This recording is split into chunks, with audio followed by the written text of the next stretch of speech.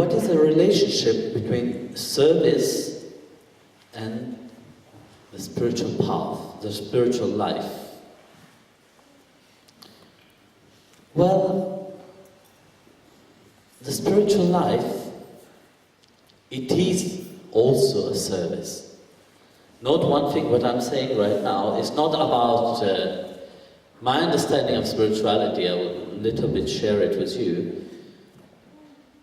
And service. Because you see, normally, the moment somebody realizes spiritually, or is on the spiritual path, automatically they start to serve. Whether they want it or not, they become like, you see, somebody which is spiritual, what does they carry with them? Tell me. Go on, please. Huh? Grace. Go on, please, more. Love. Love. So all this good quality is also considered as a service. This is service. Very often people think that, okay, I will go and serve. Let's say when we talk about service, what happened in the mind of people? Thinking, okay, somebody is hungry, I will go and give food. No? But very often people don't have time for that. Nowadays especially, they're so busy. They will always say, yes, I will go and do some service, I will go and do some seva. But there is always excuses as to say, next time I will do it, next week I will do it. But service, if you can't, of course, to help people is very important on the spiritual path. To help the needy. But if you can't, be positive. Build up the good quality, like Mataji was just saying about the love. Build up positiveness. This also helps. Because it's help, not in action, but it helps through vibration.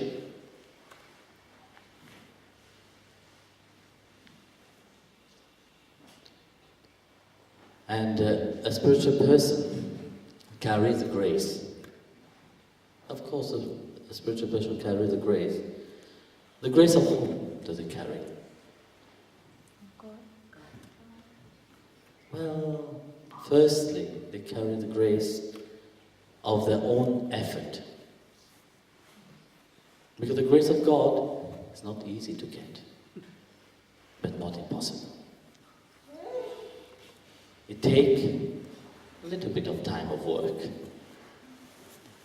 Because you see, man is bound by the mind.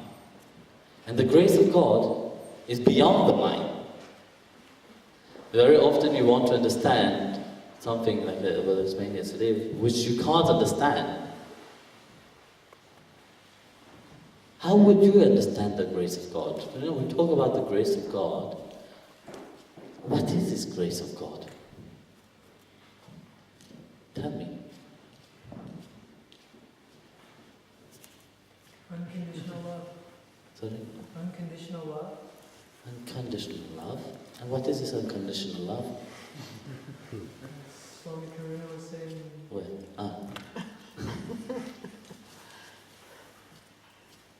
Love without reasons. Love without. do you think anybody loves without reason? God loves without reason. God just loves, But everybody has a reason for loving. Yes. Oh, yeah. Or expect something. Yes. And that, the grace of God is when we can love the way God loves. Which is without any etiquette. Without any, I love you, because or I love you for.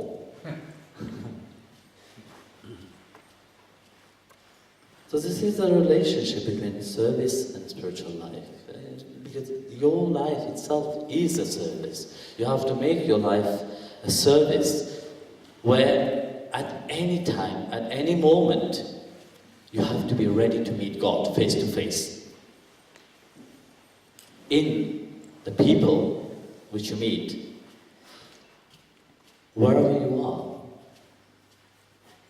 in His creation, you have to meet Him. This is a relationship. You have to make yourself ready at any cost and at any time to be face to face with Him. So imagine tomorrow you're walking on the road downtown. God can take many aspects, no? And come to you and ask you something. How would you recognize Him? You will not recognize Him, because as you see, in the mind, everybody have an image of how God have to be.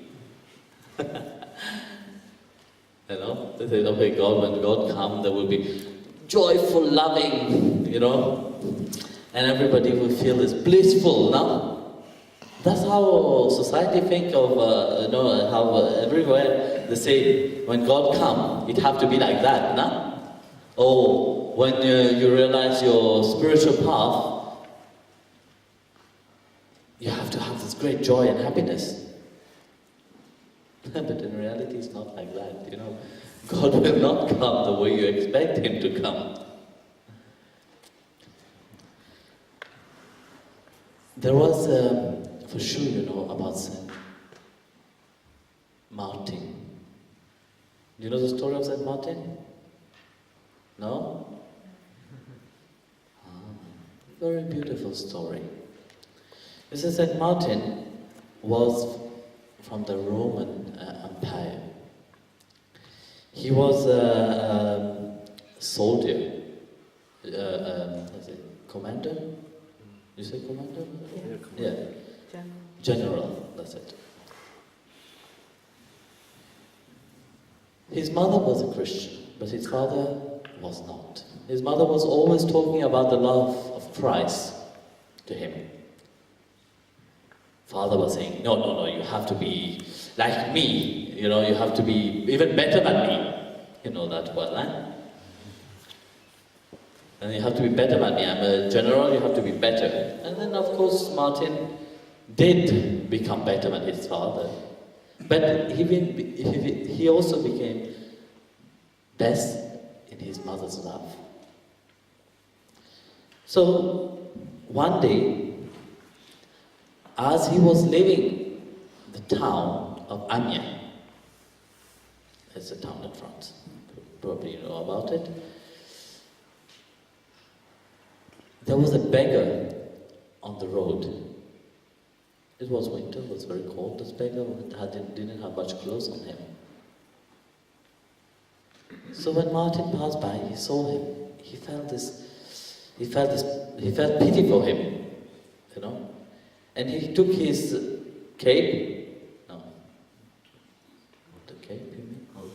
The coat, yeah, the coat. Cloak? Cloak? That's it. And cut it into half and give it to him.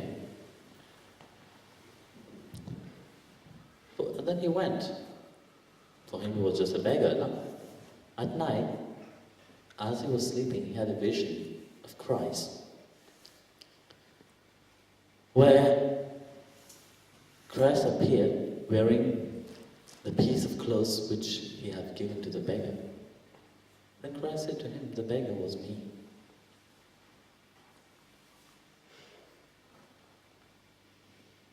So then he realized that God can come in many aspects, not what we expect Him to come.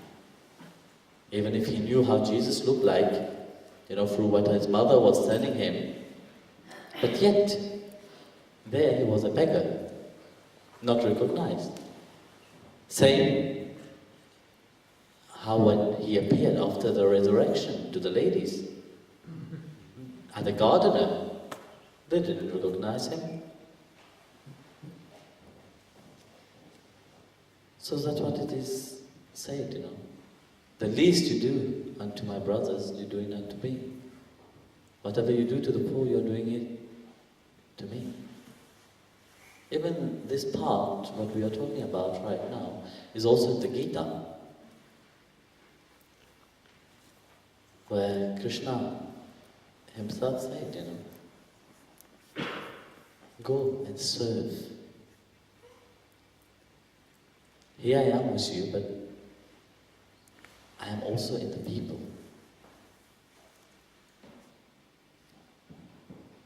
That's why service physically is very important. But it also depends on the attitude you serve. Because very often people, they talk about serving, but there's such a big pride inside. Because when you serve, you have to have the joy of serving. You have to love. And you should also learn to forget about it.